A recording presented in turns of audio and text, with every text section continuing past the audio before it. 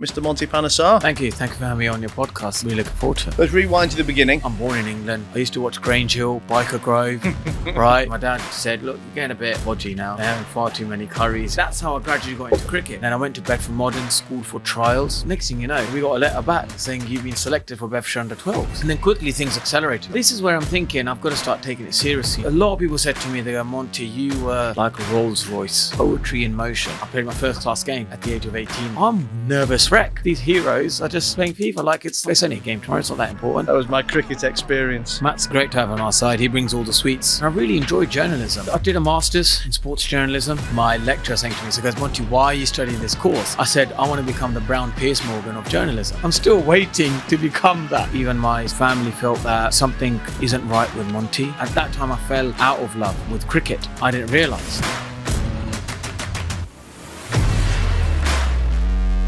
Guys, Matt Haycox here, and welcome to the Matt Haycox Show, where today we've had a few sporting guests over the years, but we've never had a cricketer.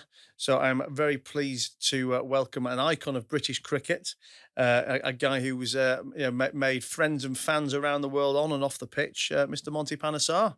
Thank you for having me on your podcast. I'm really looking forward to it.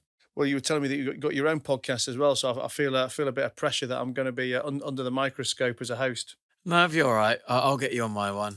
You know, I'm someone who's been extremely successful as a businessman, and now you live in Dubai. I haven't had guests like that on my podcast. No, oh, thank you.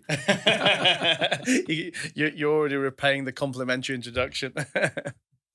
Well, look, let's rewind to the beginning. I always like to rewind to the beginning with my guests and understand, I guess, how the current exciting life started. I mean, where were you born? What were you like as a kid? Was cricket always in the blood? Yeah, like I was born from Luton Dunsmore Hospital. My dad used to play cricket, on a Saturday. Just for fun? Just for fun, and played in a league, Luton Tack College. That's where they played initially. And then my dad's best friend, who worked at the Vauxhall plant, because at that time, people who came in the 60s and 70s, they'll go to areas where there's work, and he obviously went to Luton, used to work at the Vauxhall factory at the time. And his best mate, Hithu Nayak, was a cricket coach, and he loved it. And I remember going on Saturdays, do the bit of scoring while my dad, hit a few runs and get a few wickets. And that's how I gradually got into cricket. So I used to go on a Saturday as an 8-9-year-old and just do the scoring. Had you picked up a bat at this point? No, then I got a bat when I was on my 10th birthday, a Centurion cricket bat. I remember the Centurion from school. Yeah, exactly. You used to sit there with your ball, didn't you, tapping away to make it strong. Yeah. And put linseed oil on it, so the wood dries the heat and make it better. And so that's when I got my first cricket bat from my coach, obviously Hithu Nayak at the time. And his dream was to I've got a group of youngsters, Saturday morning practice, Sunday morning practice used to go there. My dad said, look, you're getting a bit podgy now, for a healthy 10-year-old, and, having far too many curries, you're enjoying your food. So, why don't you just go morning practice just to lose a bit of weight? I used to hate it, doing a couple of laps. Do you lose much weight at cricket? I mean, I never look at cricketers and think of them as stellar examples of fitness. Not really, not back in them days, 20 years ago. The game was still very much amateur. You just go and play cricket. And then it was all about the skill of cricket rather than the professionalism of diet and lifestyle and everything like that. And when you say the skill of cricket, so we talk about how to hit a bat, how to bowl a ball. So you could be overweight, but if your skill as a spinner is really good, if your skill as a fast bowler or swinging the ball, or your skill as a batsman, you can strike the ball well.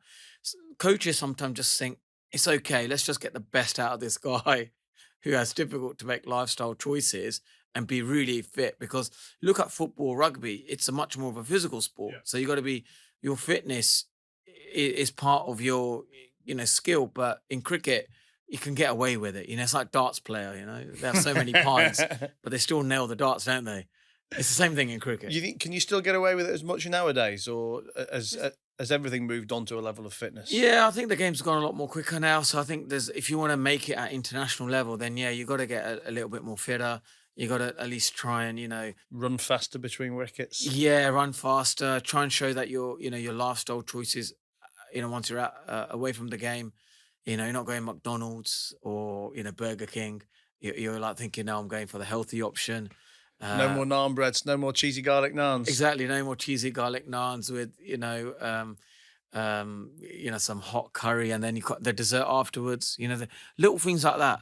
I think coaches now, they definitely look at you. They think, is he having the sugary drink? Is he going for that? Just small things like that. And the cricketers who just don't make that 1%, that's the 1% difference. If you make that choice and think, actually, I'm not going to have the stuffy, chocolate pudding or anything like that. I'm not going to have any of that, and I'm going to just, make that choice.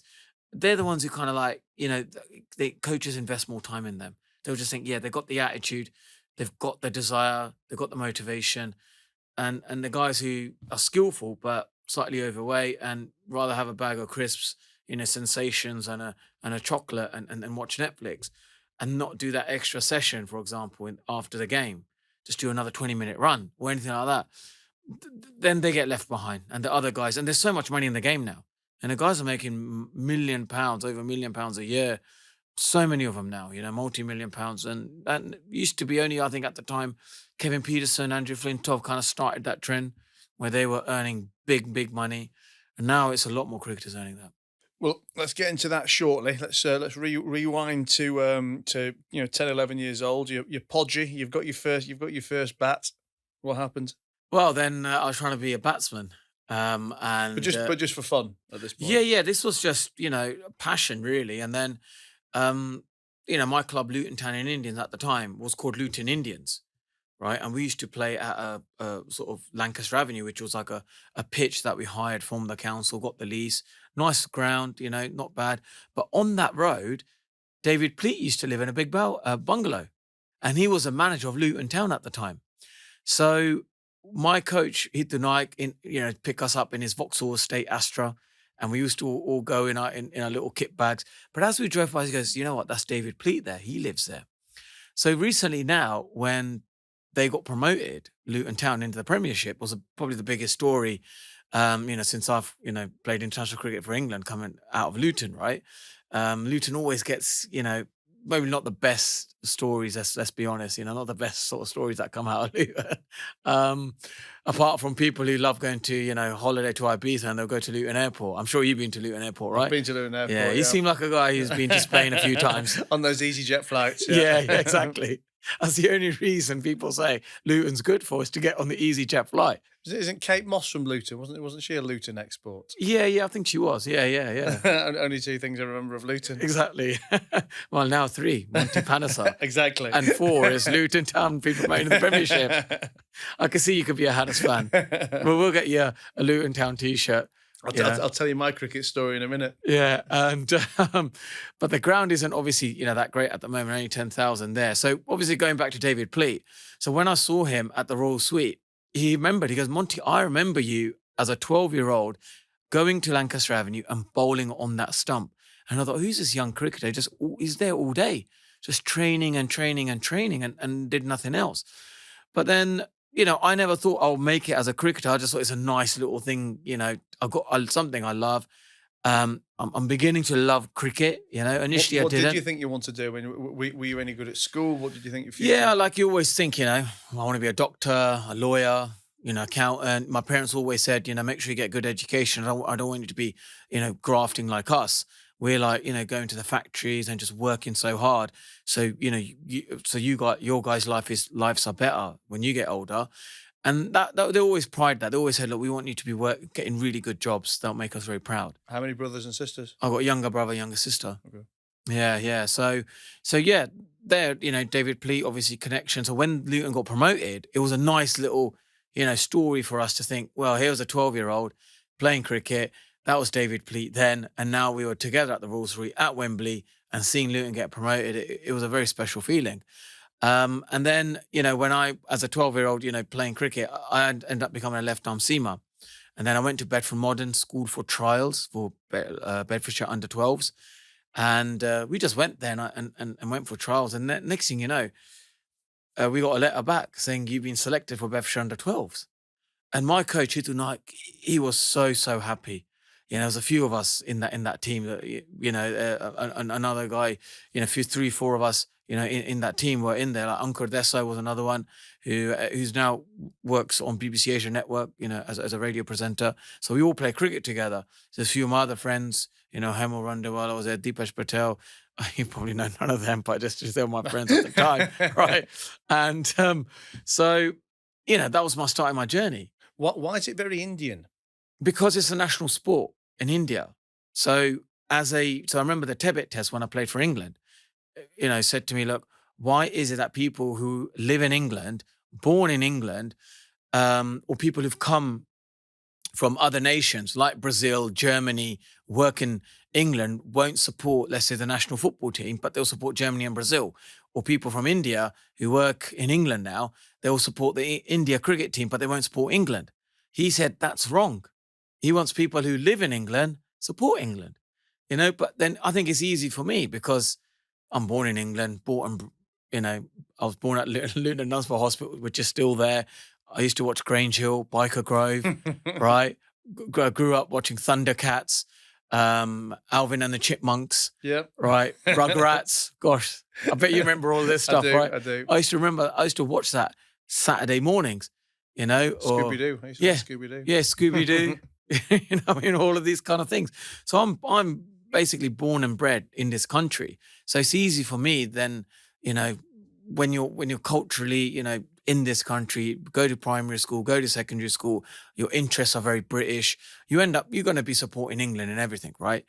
But from a cricket perspective, because even though you're born and raised in England, you grew up in an Indian family, you know, with it that's on the telly, and you know, I guess an Indian family's watching it on TV. It's their thing. It's just like a natural, almost like hereditary thing that Indians pick it up. Yeah, because it's a national sport at the time, and you know, cricket. You look at India. India was a country where, let's be honest, there was only one guy who kind of in the 90s, India was a developing nation. You know, that's why a lot of people, you know, in the 60s came to England for a better quality of life. And then India needed something, needed a motivation, needed some sort of growth, needed something to look up to. And there was only one guy, Sachin Tendulkar, who was probably, you know, he's the greatest sportsman, you know, one of the greatest cricketers, probably one of the greatest sportsmen ever, in my opinion. And in the 90s, everyone used to just worship this guy, you know. I can't, another sportsman that maybe come close to him could be like Pele, you know, Brazil at the time, Maradona for Argentina. Were all your cricket heroes as a kid Indian, or did you have any English ones? Because I was going to say you know, with similar age bracket, well, same age bracket, and I remember like as a kid, I'd be watching A Question of Sport or something. It'd be like, you know, Ian Bothams and Mike Gattings and those kind of people. I mean, were they sporting heroes? Yeah, yeah. Like I remember my dad used to film Test cricket on the little cassette players, and then I used to watch them. So I used to watch like David Gower. Yep. You know, bat against Pakistan. I remember Graham Gooch score a triple century at Lords against India. I remember Andrew Craddock, you know, getting, you know, bowling, and Dominic Cork, he got a hat trick against the West Indies. This is when I was watching in the 90s on the Rampakash. Used to get to 30 and then get out. You know, never used to go past that. Then he took an amazing one-handed catch backward point at Lords. So as I was growing up, I remember my dad giving me a little book, which was MCC, a book forward by Tony Lewis. And in there, it was like I was reading through it all, and then suddenly there was like a guy called Bisham Bedi, right, who used to play for Northants, and he played for India at the time. But then when I was growing up, I wanted to be a left-arm seamer. So as a 12-year-old, I wanted to be a fast bowler. And when I got to 15, Paul Taylor, who used to play for Northants, and said to me, Monty, I don't think you're going to become a fast bowler. You just haven't got the, you know, the pace, the natural athleticism. Try spin bowling. So this was when I was 15, playing for Bedfordshire under 15s. And then I tried spin bowling, and the ball just turned and bounced, had long fingers. He goes, you've got big shoulders. Try that. Then I bowled it again. And he goes, next game, go and bowl left arm spin and let's see how it goes. So Hitu Naik, my coach at the time, his dream is, I want one cricketer to play for England. And that was his dream. And suddenly he's saying, part of that dream is like, wow, to get him to England, we got to change. Bowl left arm spin. So my parents had a Vauxhall Carlton at the time, maroon color, saloon I remember it. It was a nice brown interior, really big car. I sat at the back, and they took me to Royal Grammar School at Worcester, and we played against Worcester under 15s, and I took 7 for 35. And then I come home, and then I told Paul Taylor, Tony Pemberthy there was a coach as well for Bedfordshire under 15s, and he goes, "Yeah, stick to left arm spin." And then quickly things accelerated after that.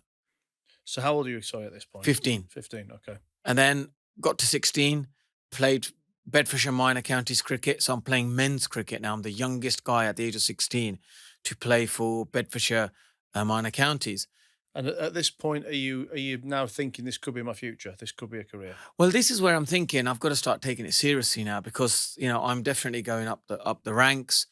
Northants started to look at me. Essex at the time wanted a trial. Went to Essex, and John Charles was a left arm spinner. So was quite fortunate.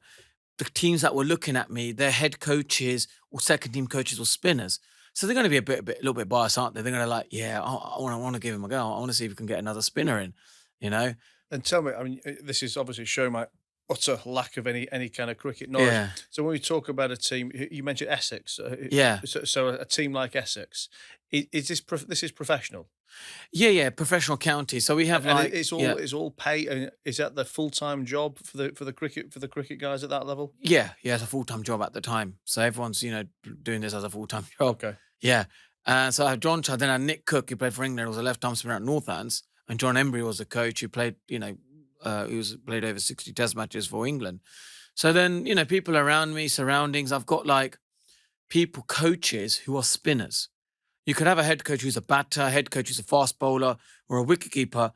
But we actually, I was lucky, and I reckon they pushed me a bit more because I had spin coaches around me. Do you know what I mean?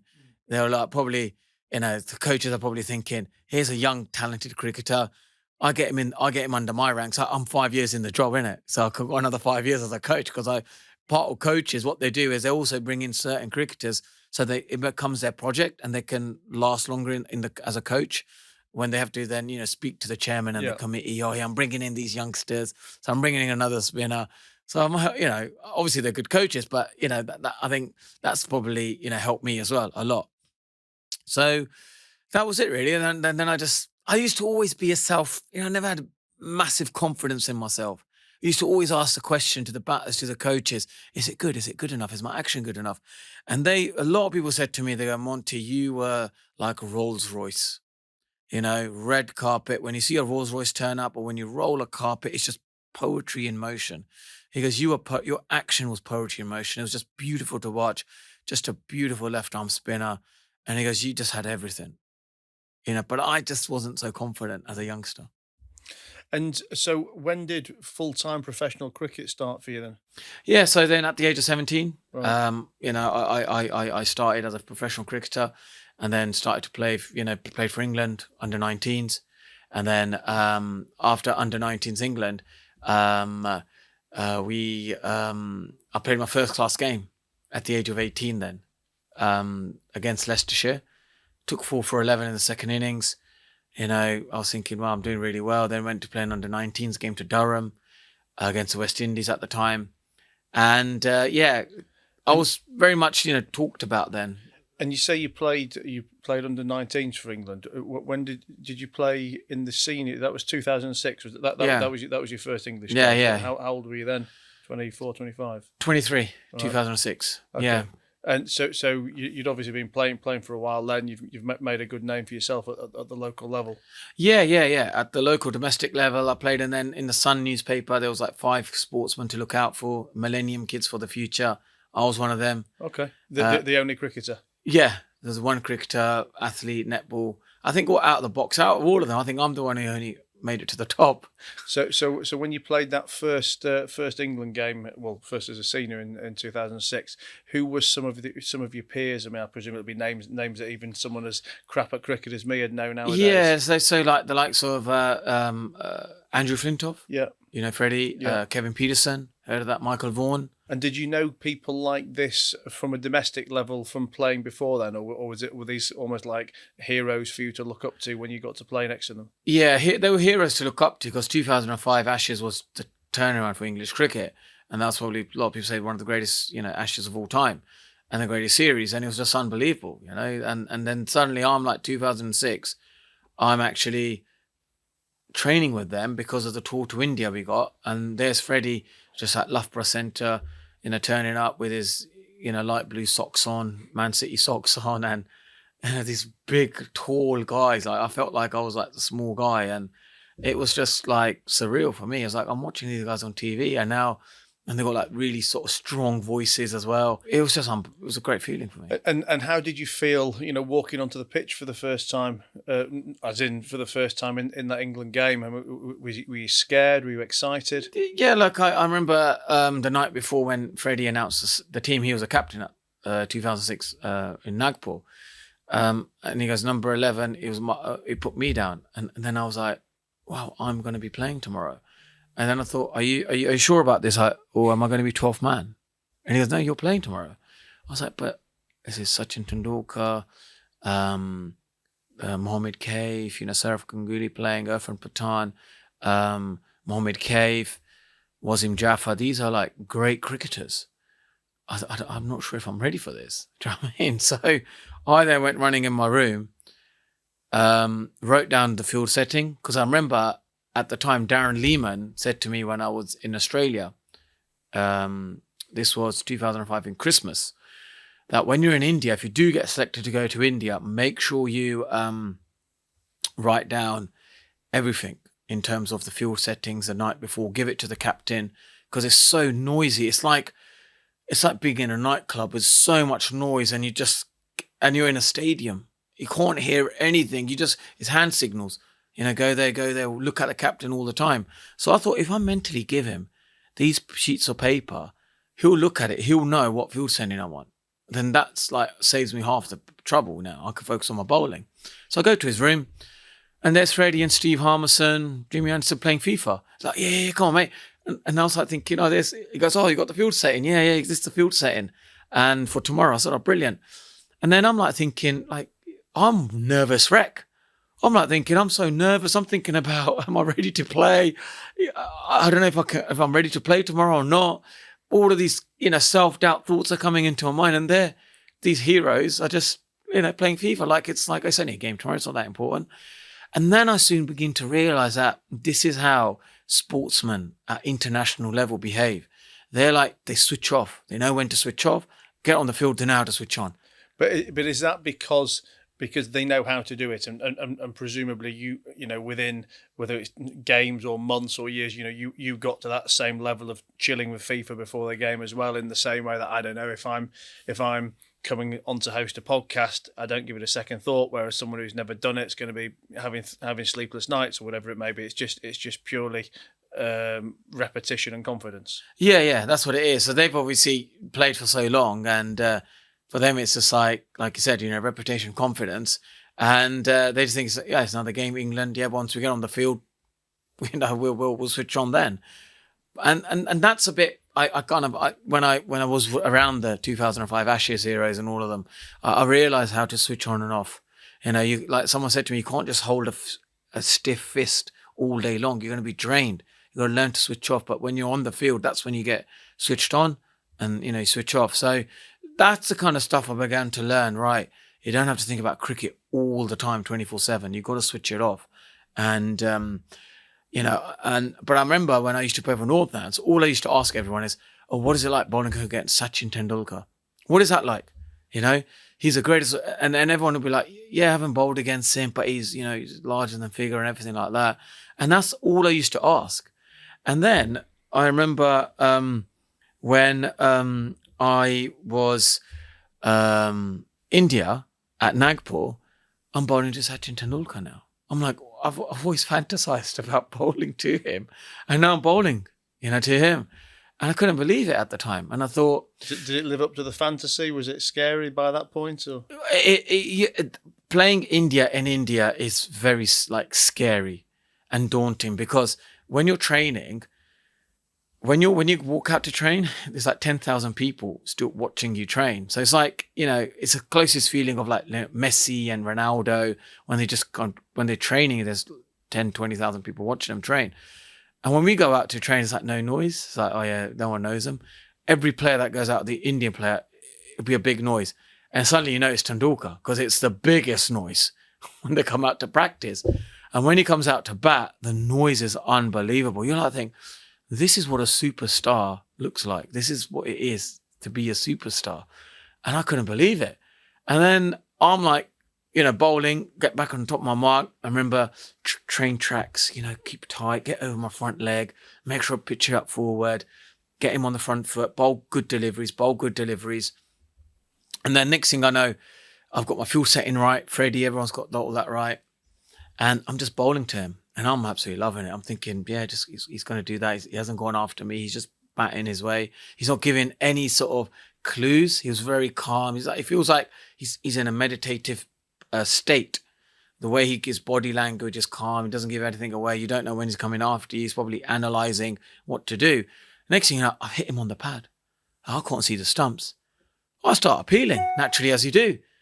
Alim Dar, who was an umpire at the time, he gave it out.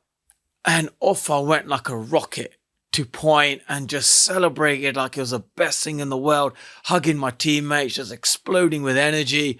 I was like, my first test wicket, I have got the greatest player out ever who I used to fantasize, watch him all the time, ask every cricketer, what is it like, playing against Sachin Tendulkar?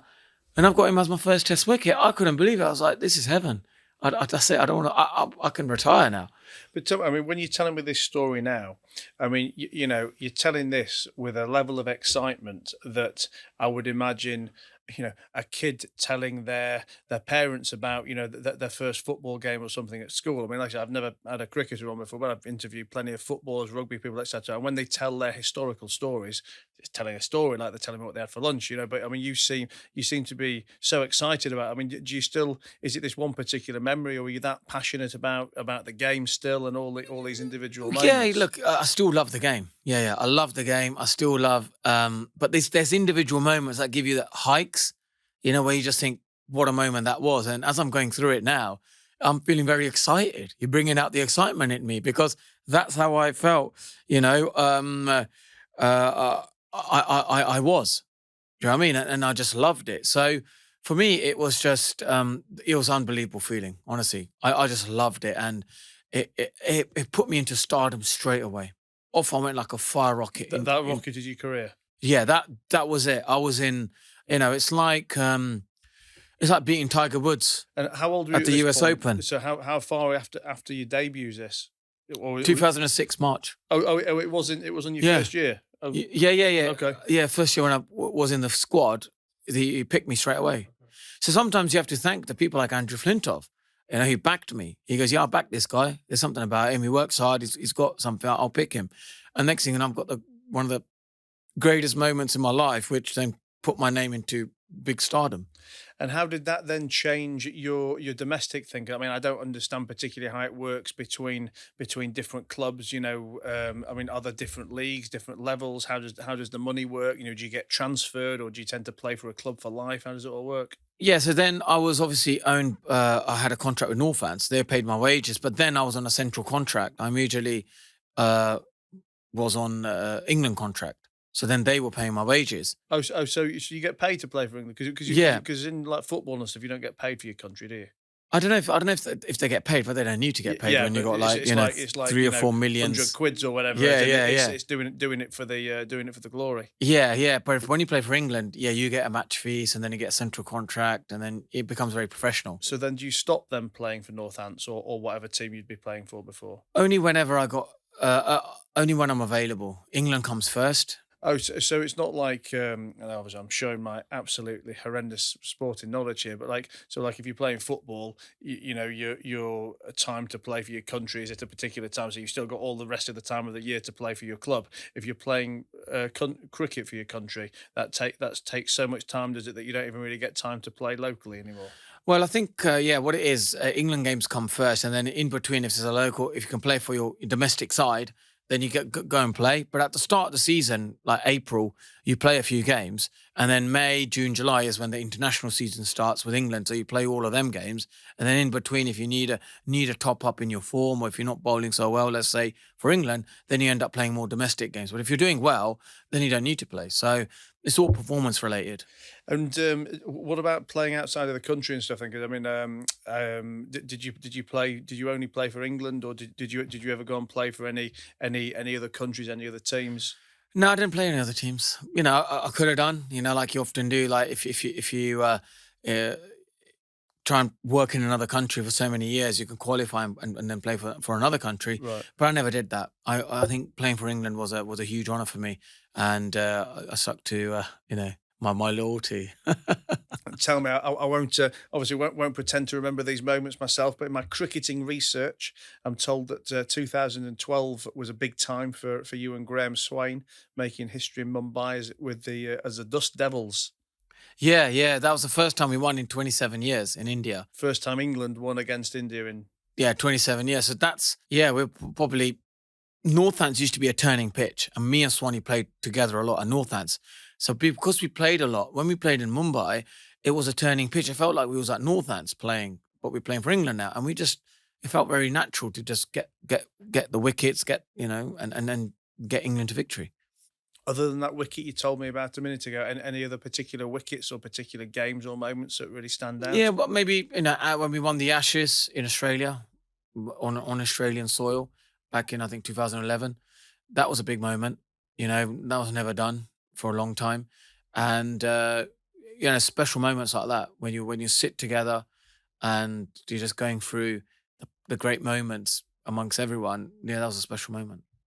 You spoke a minute ago about about the boys playing FIFA before the game, and that you couldn't get your head around it because you weren't relaxing. It was your first game, but now you, I guess, have the experience, have the confidence, have the skills.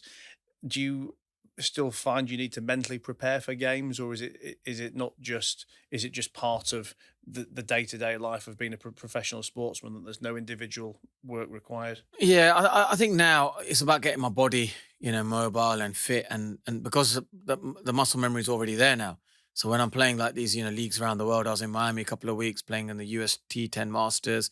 Then we got the Legends League that's in India happening, and we got these different leagues which are happening. So when I play in them sort of games, it's just getting my body fit, mobile and everything, and the muscle memory is there. I've done it. I think I've bowled about 30,000, 40,000 deliveries. So it's just muscle. It's just there now. I don't have to worry about that. It's more about just playing. What kind of what kind of fitness and exercise do you do? I mean, what does a typical non-bowling practice week look like for you? Yeah, so I'll go in the gym. Monday, I'll do my back and triceps, and then have a rest day. Wednesday, I'll do my chest and biceps. So now my body's ready for a beach body. I've done my thing, right? So I'm ready for that. If it's a nice hot day, so then I can wear my slinglets, right? On Thursday, because Thursday's a great night out in London. So I'll get that absolutely spot on. And then Friday mornings, I go do my leg sessions, which is legs, cores. And then in between, I do a bit of a run. So I try and go 3-4 times a week and keep myself body fit. So as long as my body is fit, then I can keep playing. And there's a lot of players now in the Masters Leagues are still playing like 45, 50. So if you keep yourself fit, yeah, you can play as long as that. Really, who's the oldest person in cricket at the moment? At the moment in these Masters, Misbah-ul-Haq, who plays for Pakistan, I think he's 49. So he goes to me, look, I'm doing it at 49 and you're Monty 41. So I reckon you got another 10 years of this. And you'd like to have another 10 years, is it? Well, I did a Masters in sports journalism at St. Mary's University. After England won the World Cup in 2019, I had my autobiography out. So I was doing my media career there, but it didn't really kick off. So then, people around me, they just said to me, look, if you're serious about a career in the media, why don't you do a course? So then I did a master's at St. Mary's University. And was that distance or actually? No, actually on campus. And I really enjoyed journalism. And I remember writing my first article for the Sports Gazette. My lecturer, Dara Minogue, said to me, this was Black History Month. He asked me a question. He goes, okay, I want you to write an article on the first black cricketer to play for England. And I go, this is Devon Malcolm. He took 9 for 57 against South Africa. And then I did my research. He goes, no, it was Roland Butcher.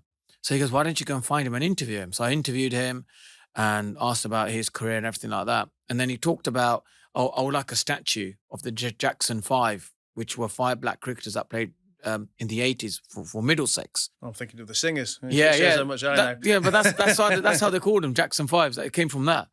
And then he never said that in the national newspaper. So suddenly I had a headline, and I went to my lecturer. I said, "Look, he hasn't mentioned this in a national newspaper, but I've got this." He goes, "Yeah, print it out and let's see, what traction we get."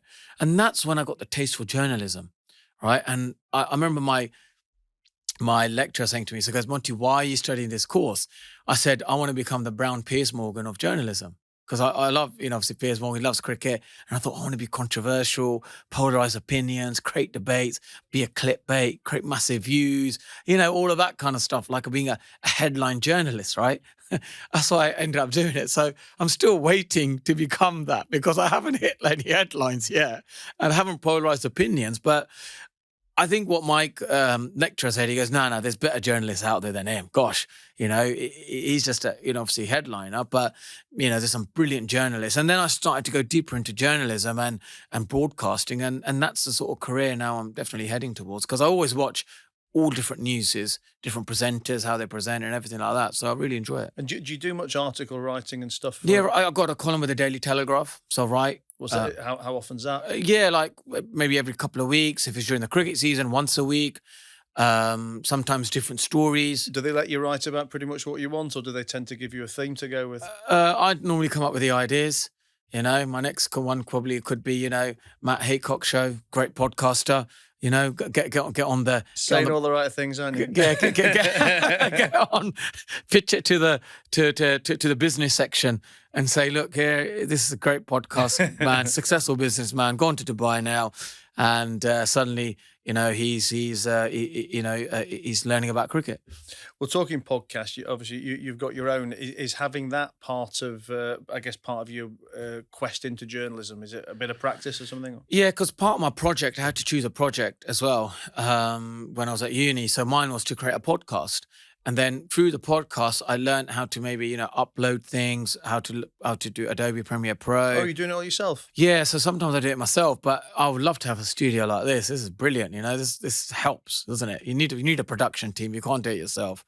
And how do you normally meet people to do it, or do you do like Zoom interviews and stuff? So yeah, either Zoom or sometimes I just do it on my phone, get the voice recording, and then upload it on Podbeam. And then when it goes on Spotify, it goes on all the other platforms. So that's the way I. It's such a different dynamic face to face. I mean, obviously, the audio quality is better.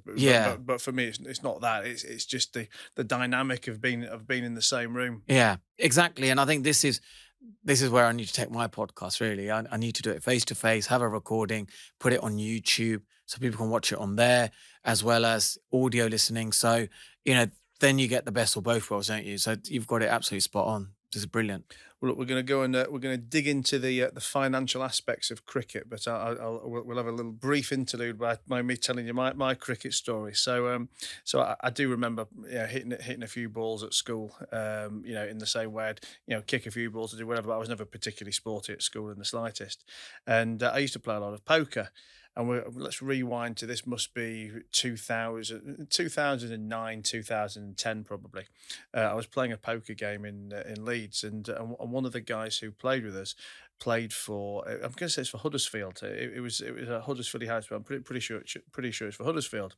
And he was just talking over the poker game one night, saying that they just had their sponsor pull out just before the beginning of the season, and it was gonna leave a big hole, potentially leave things in question. And he said to me, do you fancy sponsoring a cricket team? It was a very surprise question to me. But I says, can I play? He said, well, do you play cricket? I said, I've not picked up a bat since I was about 10 now. He goes, well, how can you play without if you can't play cricket? I said, how can you play if you haven't got a sponsor? So I says, I'll sponsor you if I can come and join in a few games. And I just, I was saying it for bants, really. I thought I'm always up having a try at something. So he goes away and calls me back. He says, "Yes, we'll get you in a few games if you can sponsor us." So I agreed to sponsor. Anyway, it's going to be the first game of the season. It was some 2020 type thing. So he said, "Well, you need to come down for practice." So I've driven down to practice. And I can get out the car, and they're in the nets, and I'm like, "Where's your stuff?" I'm like, "What stuff?" He's like, "Your bat, your pads." I said, "I ain't got fucking anything, mate, to be honest." So I'm like cobbling some pads off one guy and a box off another, and the bat. And I remember being stood in the nets, absolutely fucking petrified as someone's hurtling a ball down at me, which is probably still 50 miles an hour slower than it would be coming at me if it was coming from you. Managed to get my bat on a couple of balls, and it was the 2020 that weekend. So I've rocked up. I was with my ex-wife at the time. My ex-wife and my daughter was about 2 or 3 years old, and I've turned up in the change rooms with about 7 bags of Marks and Spencers. Say, right, boys, I've got Colin the Caterpillar, got Percy Pigs. And everyone's looking at me like, who the fuck is this idiot? Like, thank God he sponsored, otherwise he wouldn't be anywhere near us. And I played that game. Obviously did the fielding. I think we ended up me ended up scoring six or 7 or 8 runs or something. I didn't get knocked out straight away. And at the end of that game, I said, I won't force you to make me play again. So I won't force you to play me again. I'll leave you guys to win without me. But I've done my little bit to be able to say I played some cricket and didn't get knocked out with 0 runs. So that was my that was my cricket experience. Well, that's a good story, that. Maybe I'll get you to join my team, and then you can get your massive bag full of Marks and Spencers. I said, Matt's great to have on our side. He brings all the sweets, Haribo. A sponsor, and I bring the sweets. Exactly. He'll be perfect for us. Look, let's talk about money in cricket. I get, how financially motivated were you as a kid, and when you started to play, was it all for the love of the game, or was it going to be a big amount of money compared to what you were used to as well as a kid? Yeah, look, obviously when you're playing for England, it's the passion to represent your country, and then suddenly once you do really well, and the way I was obviously enjoying my cricket and the positive and enthusiasm that came with the game, I obviously, the whole public loved it. And then suddenly you're getting sponsorship deals, you're getting like, Walkers. Had my own sort of flavour, chili and lemon. Oh, really? Yeah, and your face on the bag and stuff. Yeah, yeah, face on it. I was like, they go, we're going to come out with this special, just a Walker's crisp. And so that became, crisp became quite a, big sponsor there for me. I had N Power back of the bat sticker. Just your bat or everybody's bat? No, just my bat. Yeah, just my bat. And then Asics was another sponsor. And I guess so. Away from you, just like cricket in general. I mean, what would a typical domestic cricketer be getting paid? Well, now they get paid quite a bit, but I think generally you're looking at, let's say, about 50,000 benchmark. Okay, not benchmark, but average 50 to 60,000 maybe a year. And then would they typically be trying to get some of their own sponsorships, or some local sponsorships? They could get local sponsorships, local things, but generally speaking, it ranges from 30 to 80,000, or some people get 100, 120, the big guns. And then but averaging around 50, 60. Let's say. If you're playing for England, are there different wages for England as well, or is that the same? No, to England, you're going into then 250, $500,000. Some people go up to $1 million. But it's wildly different. It's not like yeah. So it's like you just go on to the next level depending on your sponsorships you get, whatever. So Oh, sorry, you mean that the difference between the 1 million and the 250 is someone who's got more sponsorships and things? It's sponsorships included and everything for the whole package. But is the actual England wage is that the same for everybody? That changes. It's a different bracket. So you get A grade, B grade, C grade, like that. But generally speaking, most of the guys are in the 250, $500,000 bracket. And then the real X factors probably be mil, some 2 mil, whatever. And then since the introduction of IPL, you were people like earning £1 million for 6 weeks. Really? Yeah. So if you play 10 years of that, you got 10 mil in the bank, right? It's easy maths. And then a bit of sponsorship could be 15 mil, whatever. So yeah, there's a lot of people who've just, since the IPL, they've just become multi-millionaires. when you were in your younger days of playing, did you? I mean, did you have a backup plan? Did you think that, look, this money's not going to last forever, and it's not also going to be enough to let me retire on, so I'm going to need to do something after cricket. Yeah, we always like that. Like you said, after cricket is then you're trying to reinvent yourself really as a second innings. And I often thought, what do I want to do? Do I want to go into the city? I tried working for a little bit for QuickBooks as a development officer, business development officer, and I went through it and I just thought, nah, this is just like, this is like too hard. Not too hard. I didn't enjoy it. And then BlackRock was another one. I could have gone there, worked there, investment banking. But I just thought I need to stay connected to cricket. I just didn't enjoy it. And then media entertainment. A lot of people said that you should be on TV, you should be working on TV. You got that sort of funny personality. There's something about you, there's something obviously different in terms of your character. Because you have so much love for the game and the way you really like, bring up the energy in you, right? And that's what you should be doing. So then that's when everything aligned, I just thought, let's do a media degree. Let's do like I said, a master's in sports journalism, and then gradually build my, through that I had my own podcast, obviously a column, and then I do a lot of interviews now, on Sky, TalkSport, BBC. So I'm gradually just building up that profile as my broadcasting career now, yeah. Have you done much investing over the years? Yeah, like investing. I've always invested in property, government bonds, and all that kind of stuff. And I've always been, investing for the future. Anyone that you kind of take advice from, or whether it's financial advice, investing advice, anyone you've done business with?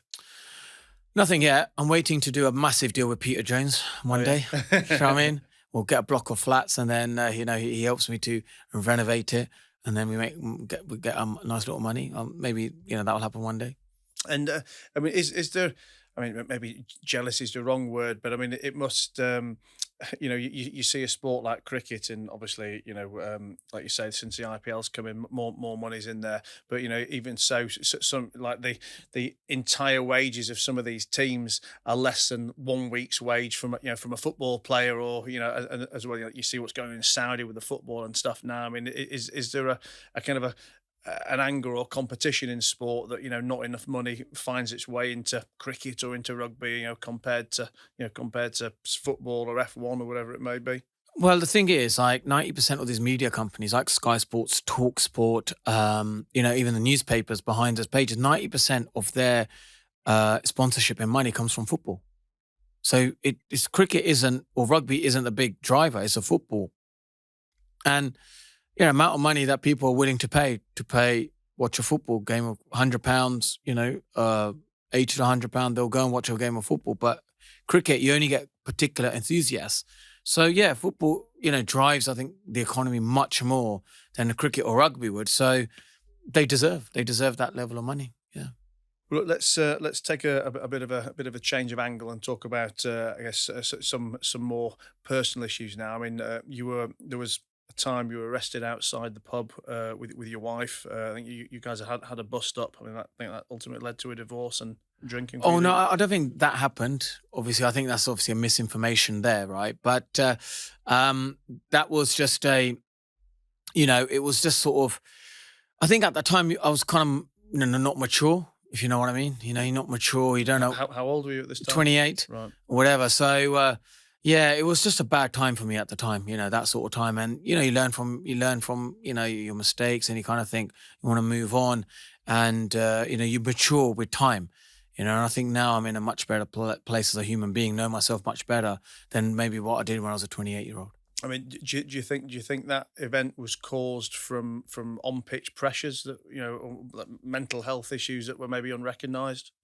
Yeah, look, at the time I probably didn't realise the burden I was going through, the pressure of sport, whatever. And then later on, even my sort of family felt that, something isn't right with Monty, the way he's behaving. He's at that time I fell out of love with cricket.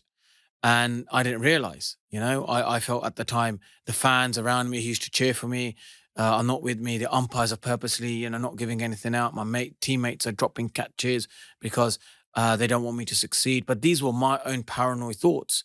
So when my confidence went down, I got very paranoid.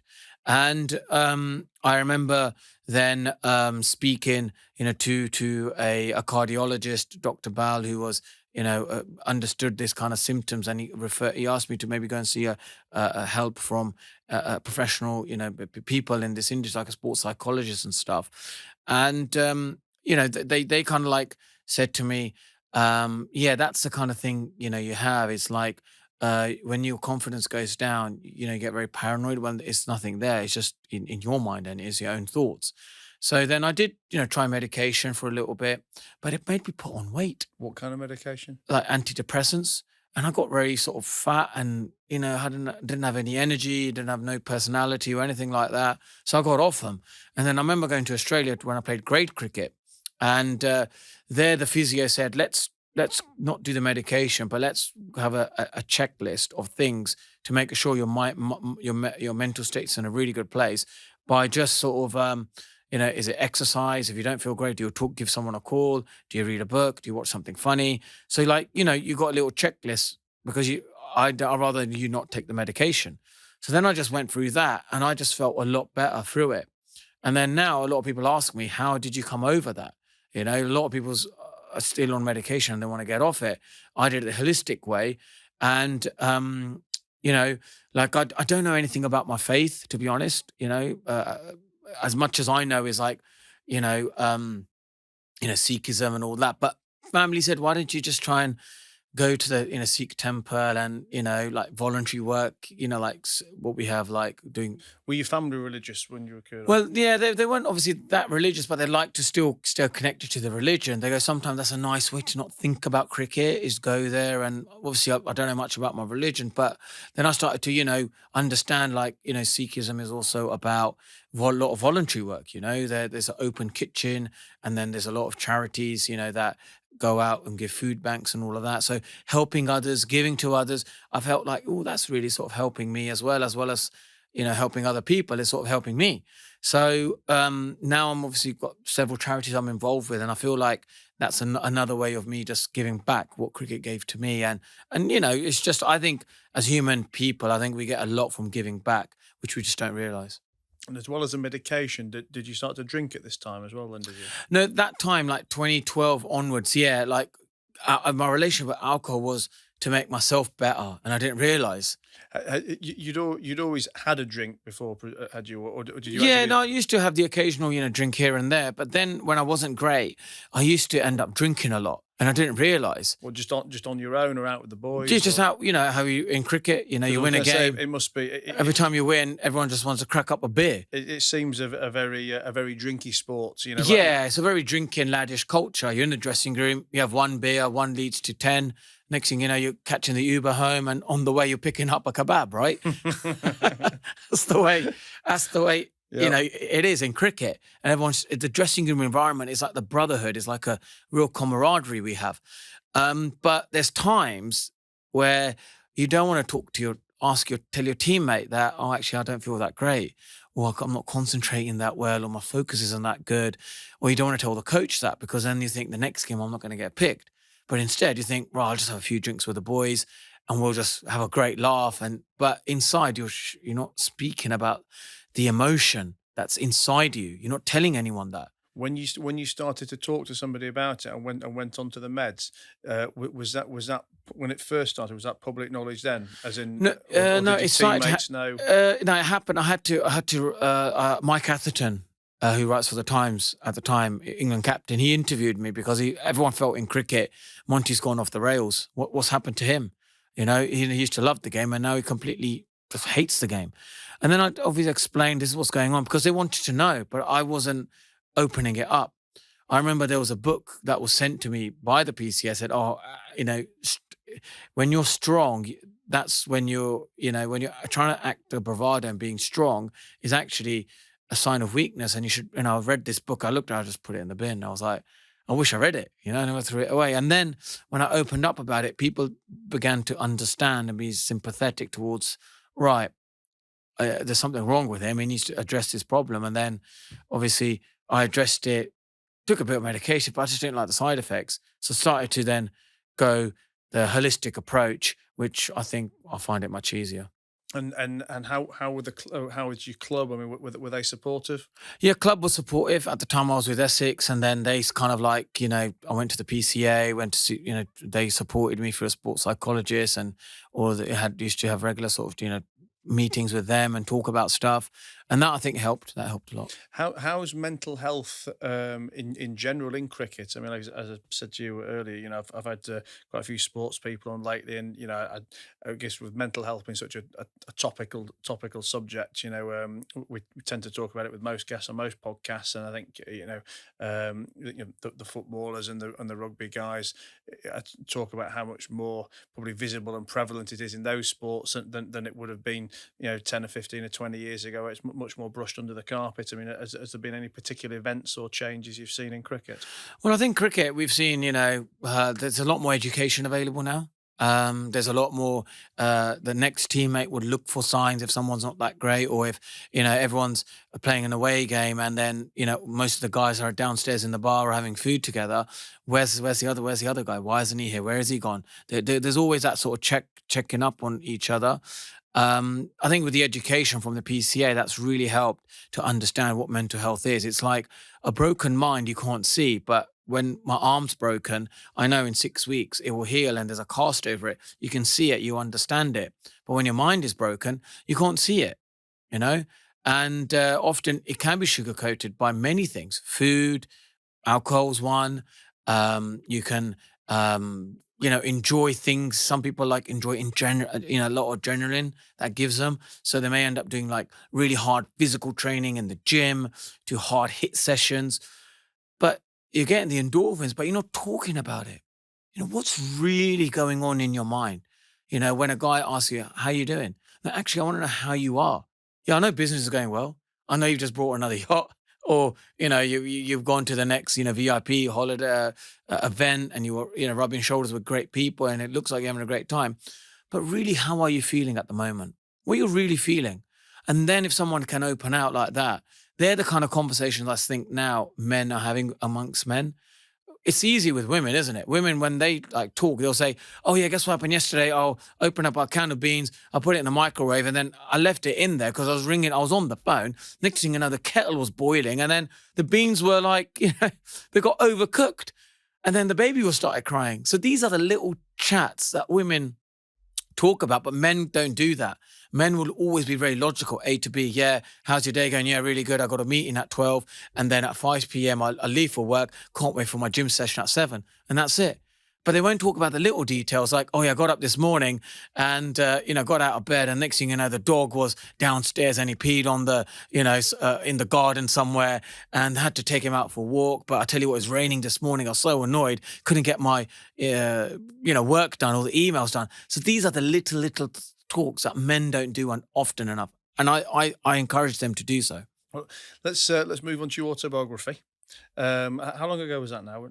2019, so yeah. And what brought it about? I mean, did a publisher approach you to do it, or did you fancy doing it at the time? No, publisher approached me. I was a little bit reluctant, but then I talked about it, and obviously there was only one title, The Full Monty, and I went for that, and it was really well received. Yeah, very well received. How long did it take you to write?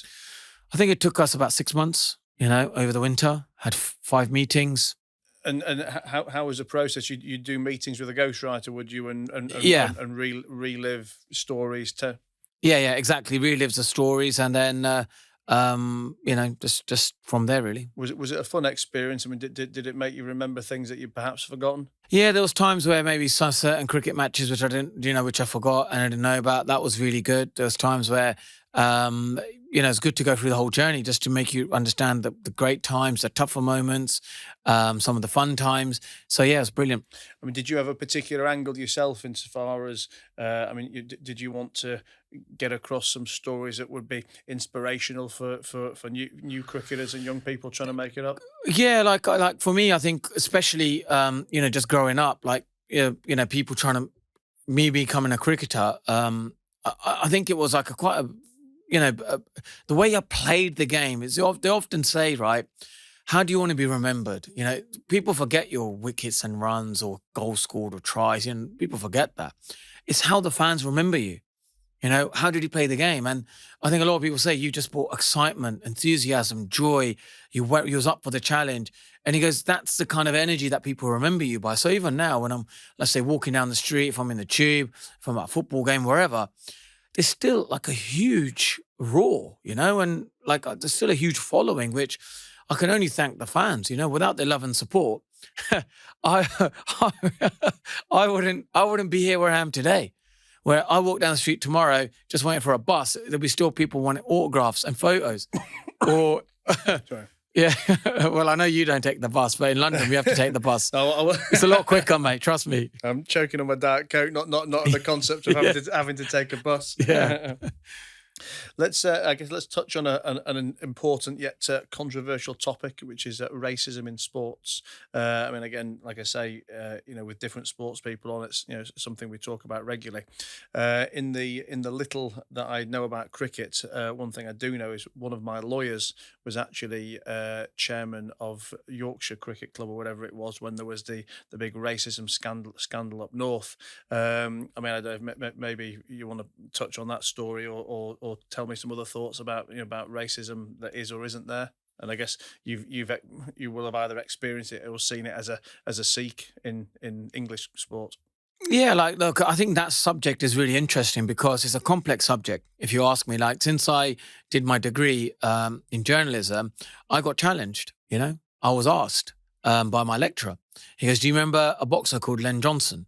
And I go, no, I don't remember him. He goes, in 1920, he was one of the best boxers in the world, but he could not fight for the British title because of the colour of his skin, because he was black and he couldn't play. He goes, What year was that? 1920s, 100 years ago. So he goes, let's rewind. 100 years ago, you're 1920, you're a left-arm spinner.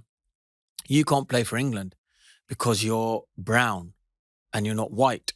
How do you feel about that? I said, yeah, I feel like, that. He goes, that's what discrimination is. Discrimination is where the color of your skin, because of the color of your skin, you can't, let's say, get into leadership positions, you have a glass ceiling, and that's it. But because you're, it's not even color of your skin, it's class, it's education, it's ageism, it's so many different things to it, right? From which school you're from which area you're from, the people that you know, suddenly you don't get it because the other person gets the jobs, the other person gets the work because his best mate is a CEO and his son is in there, and that's how it works. But do you think sometimes though people would cry racism for the sake of racism when the reality is it's just mates? Like, you're up for a job and my best mate's up for a job. I give my best mate the job. Okay, it might be the wrong thing to do because you might have been the better thing, but I didn't give him it because because he's white. I gave him it because he's my best mate. And then you start, he's only done it because he's white. I mean, do you think that causes? Yeah, sometimes that confusion can take place where you overplay that card, the color of the skin and all that kind of stuff. But I think now what's happening is the more people are calling it out and the more people are having a conversation about it, like now we're having a conversation about it, I think it's better. It gives you an idea that actually sometimes the racism that does exist can be sort of hidden, where they could be nice to you and say, yeah, everything's great, but inside they know we're going to give the job to the other guy because for whatever reason, he's my mate or this and that, right? But even that is like, discrimination. If you're going to give your mate the job, but your other candidate is better qualified, you should be giving it to the better qualified, not because he's your mate. Absolutely. But in life, it doesn't work like that. Sometimes when you're selecting a group of people to work in an organization, you always think about how will we get along as a team? Do we have a good laugh? Is it fun? That also plays a part. So there's so many contributions. But when we talk about racism and obviously the Yorkshire stuff that happened. What happened? Well, I think, Azim Rafiq, he obviously said that his career got shortened because of the color of his skin. They would not pick him because of that, right?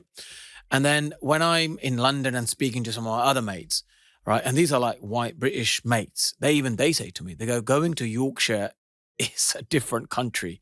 It's so different to the rest of the world, the rest of England. Yorkshire is just, I think they had a rule that only after 1990, that if you are born in Yorkshire, then you can only play for the county. If you're born outside Yorkshire, you cannot play for the county. And they didn't have an overseas player either.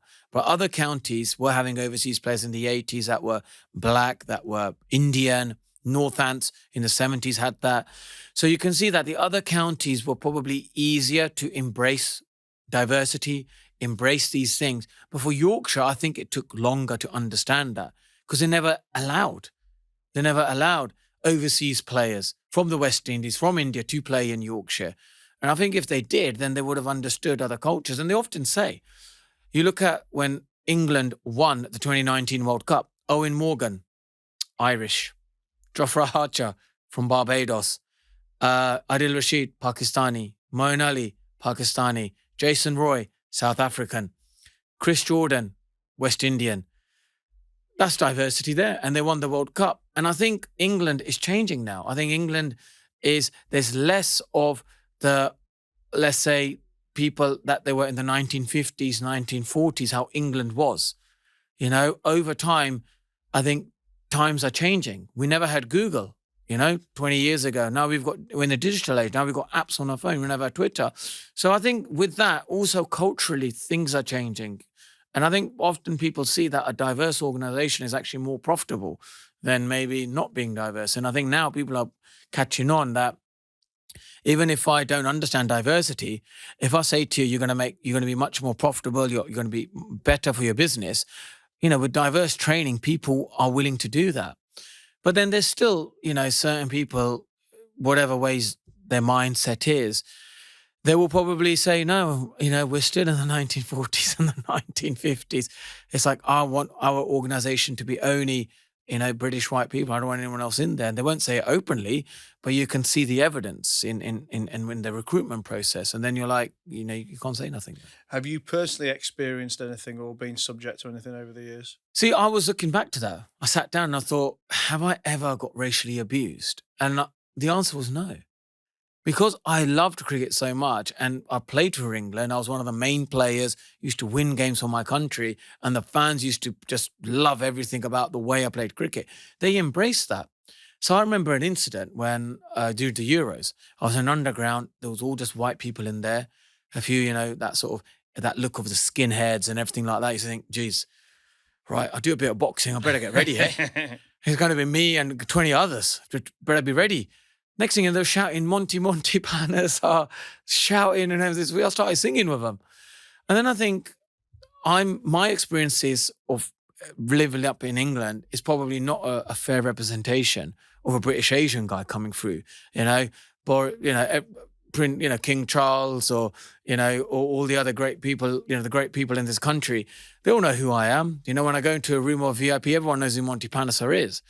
But that's not a reflection of a British Asian. They know everyone who they are. So when people come and talk to me about these issues, then I get an understanding. I'm like, yeah, Lewis Hamilton, Anthony Joshua, Monty Panesar, they all know who they are. Everyone knows who they are. But that's not a fair representation. And sometimes you've got to also, since I become a journalist and a broadcaster, you suddenly put that head on and you think, right, what is the real issue? What is racism really all about? What is it exactly all about? Why we keep talking about it? Why does it always come up in subjects? Why is it yet again, there's another topic. And when you go into it, you kind of think,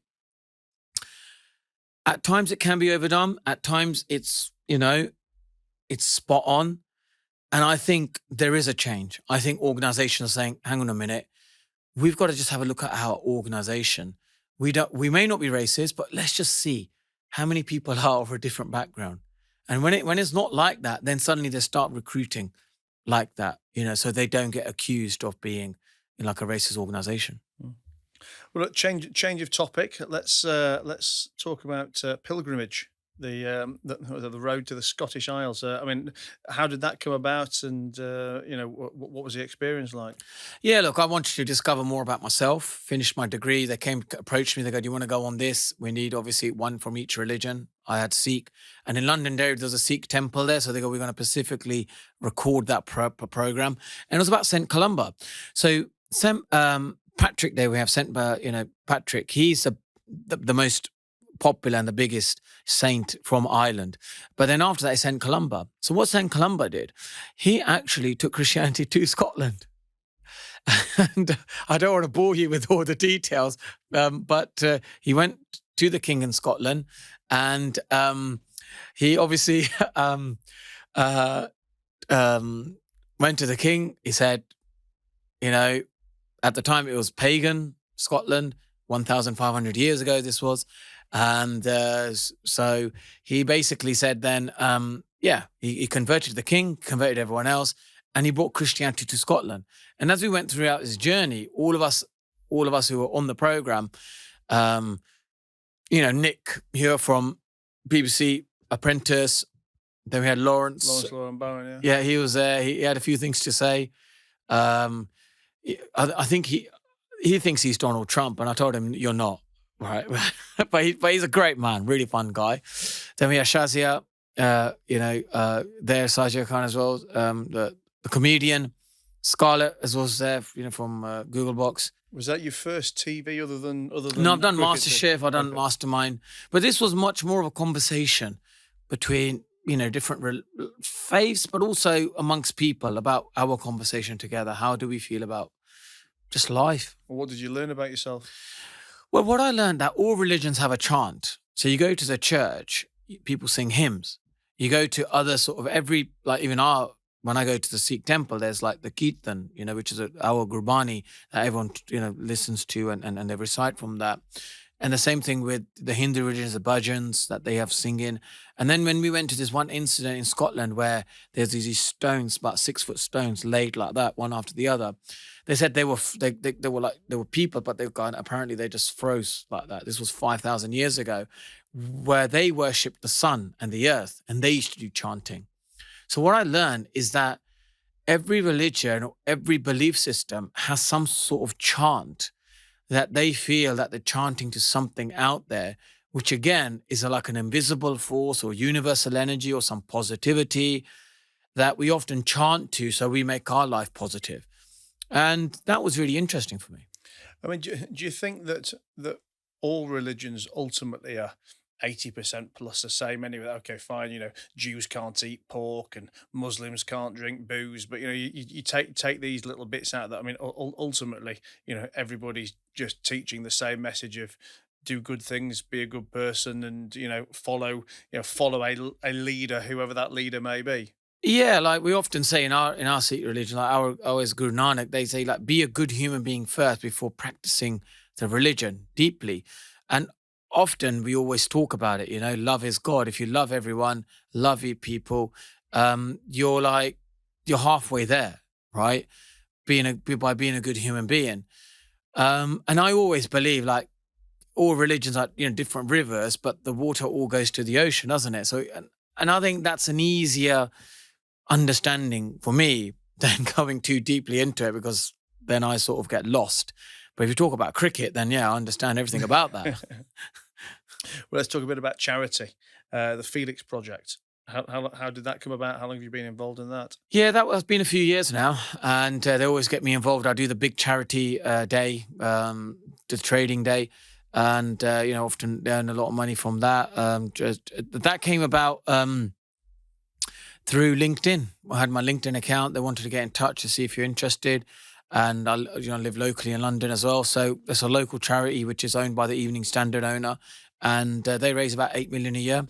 And they still, I think, need to really meet demands. They need another 5 million, to be honest, with over 500, 600 organizations that still want Felix project to supply them food. Do you support any other charities? Yeah, I've got the muscular dystrophy. I'm a supporter of that. And then also a Royal Marsden, Lord's Taverners. And how have you picked them all? I mean, they're all very, very different. I guess very different journeys or demographics to look after. What makes you make those decisions? Yeah, I think they approached me again. They said, "Could you get involved in some of our events?" There was a concert where Tom Jones sang with Royal Marsden. Then I do the walk every year from the Chelsea to Sutton, and we go through London. There's a bike ride as well, with there. And then with the muscular dystrophy, I'm there during their big events, where they raise the big money there at Lord's. They do the big Lord's dinner. So yeah, I'm more involved with that. And so Racism Red Card as well. you know, they kind of approach me because maybe I just love football and I want to go to the Arsenal stadium, you know. I can go there and just wander around. I'm an Arsenal fan, so that's another reason why I'm there. But it's nice to be in different charities, and then you kind of like gives you a broader spectrum on how that, like as a country, I feel UK is really good when it comes to charities. We're very generous towards charitable or, you know, organisations. Compared to some of the other countries that I've been. So I think, you know, UK has got a really good system towards charities. And, you know, I obviously love giving back. And often I see, like, even being in the room, you can see how they say, look, just you being in the room, it raises, you know, we can get another 30, 40,000. And he goes, that's what makes the difference. So I just try and give back as much as I can because I think it's really important. Let's talk a bit about mentorship. I always like to talk about, you know, mentorship with all my guests because I mean, you know, it's a concept that's obviously like very dear to me. And you know, people I've always been asked in my life, like who are mentors of mine, and you know, I always say that I guess, you know, in my early 20s, you know, probably into my early 30s, I never really had people who I would formally consider a mentor. I mean, I always had let's say that whether it was the brains or the humility to, you know, to seek people to get some advice from, but it's really only the last 5, 6, 7 years that I've really, I guess, formally wanted to get into that concept of mentorship, you know, both mentoring me and me mentoring others. But talk to me about, you know, mentorship through your life. Any particular mentors you've had that really stick out? Any particular lessons that you've learned? And do you now find yourself mentoring young sportsmen yourself? Yeah, like growing up, I had my own mentor, you know, Deepak Pasooth. He passed away in 2015, and he really helped me, you know, with the concept of having a routine, having, you know, working hard, and just gave me a really good. I think at the end, he kind of said to me, "Look, I've given you all the tools now. Now it's up to you to use them. You know, I've given you everything that you need to learn about life and how to put it all together. Now you go and just, you know, chase your dreams, chase your goals." This was just before he obviously passed away, and I suppose, yeah, he was right. So he was hugely influential. Neil Burns was another one. Played, you know, for Leicestershire and Somerset, and he had different ideas and concepts at the time. He was quite a good mentor. So yeah, I had a few mentors in my life, but now obviously, you know, I need a business mentor and a media mentor as well because I think it helps you, you know, if you're having these journeys. So I haven't really got like in that aspect, you know, mentors. Maybe I don't know. Maybe Matt could be my business mentor, and You can teach me cricket. yeah, there you go, and make me into a multi-millionaire. The next thing you know, we're on a private jet to Dubai, and we're living it up. And You never know. you can tell everyone this was another guy, one of my success stories, one of many. I turned Monty into a multi-millionaire. You can give me a testimonial. Yeah, exactly. I'll give you 10% of all my earnings, mate, if you make it to multi-millionaire. Yeah, so in media, I've got a lot of media friends that I talk to, but not like all the time, because I think, you know, sometimes you have to learn as well, you know, by watching other people rather than constantly, you know, referring back to someone. You can get into a process of just reaching out for feedback all the time and not being in a position of like, you make the judgment. You make the decision, because in the end, all the big, you know, like media guys, they end up just then they own it, don't they? They don't need any sort of then confirmation of like, oh, right, they know they're doing it right, and you got to at some point get yourself there as well. And what about you mentoring others? Have you got anyone now or along? Yeah, like youngsters coming through, you know, either give them guidance or put them in the right direction, or in terms of cricket, you know, like I've had a lot of British Asian youngsters coming to me and they go, can I get a trial? And next thing you know, they've been trying for the last 3 months. I can't get anywhere. I'll give a phone call. So there's that example, isn't it? Of like, do I go for my best mate? And suddenly I'll give him a phone call. He goes, yeah, bring him next week, mate. All right, cheers, Monty. Have a look at him. And they go and do it. And they go, Monty, that helped me so much. You know, he got me through the system, accelerated it. We had a look. They're giving us some feedback. At least I know what to do with the direction. So, yeah, like, I don't know. The world sometimes does work like that, you know. It's like people you know. I mean, the world totally works like that, doesn't it? I mean, the world's totally built up on relationships. But I guess when it comes to crime, racism, or something being a media or social media talking point, it just depends what colour those relationships are, doesn't it? Yeah, true.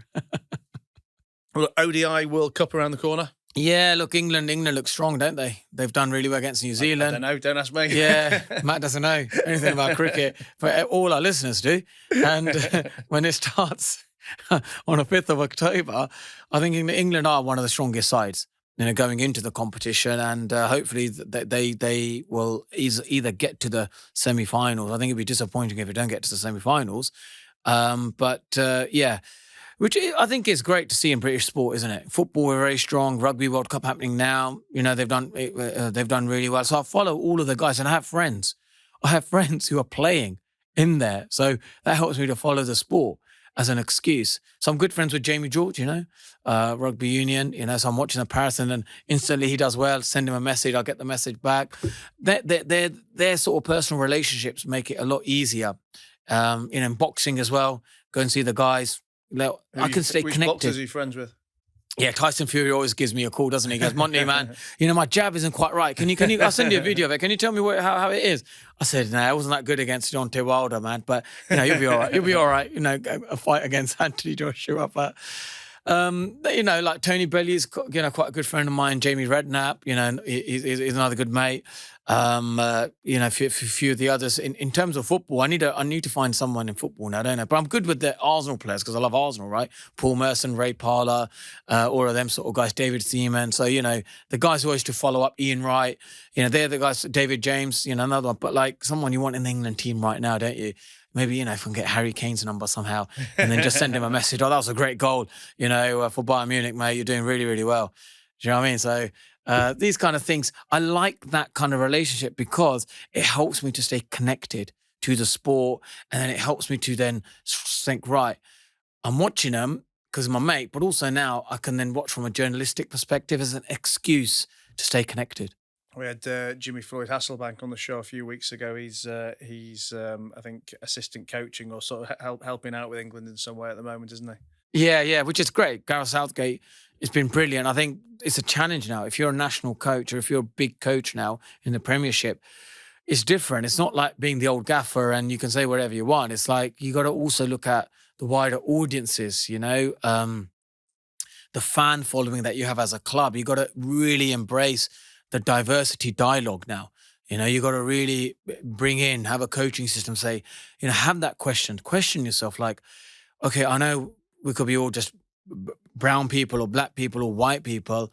Can we bring in something different? Gareth Southgate is good like that. He does that. And I think it's good. I think it's healthy in society that we do bring in that. Just back to the ODI, who are the players to watch? Well, Superman of cricket, Ben Stokes. Obviously, he's a guy to definitely look out for. Moeen Ali, 100%. He'll be a big player for you if you can get. He needs a good World Cup because he bowls spin and spin takes in India. Abdul Rashid is another spinner.